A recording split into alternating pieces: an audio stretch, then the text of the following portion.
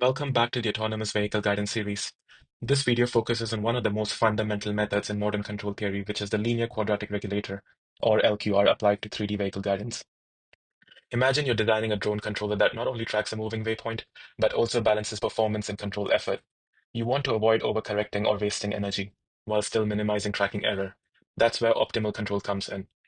LQR is a feedback control strategy that minimizes the cost function, typically a weighted combination of tracking error and control input effort.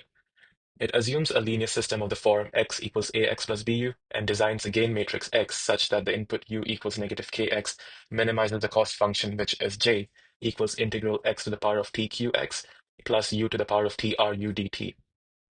Q penalizes state error and R penalizes control energy. The solution is obtained by solving the continuous time algebraic Riccati equation. In our 3D simulation, the state vector includes both position and velocity. We linearize around the origin assuming unit mass and double integrator dynamics. X equals ax plus bu, where u is 3D acceleration input. The LQR control computes u equals negative k dot open bracket x minus x ref close bracket, where x ref is the reference trajectory. The reference is a random 3D spline, and this time we'll treat the entire position and velocity vector as the target. As the target moves along the 3D spline, the LQR controller continuously minimizes the position and velocity tracking error, generating smooth acceleration commands. You'll see the drone closely follows the trajectory in real time, with smooth and stable convergence due to the optimal nature of LQR.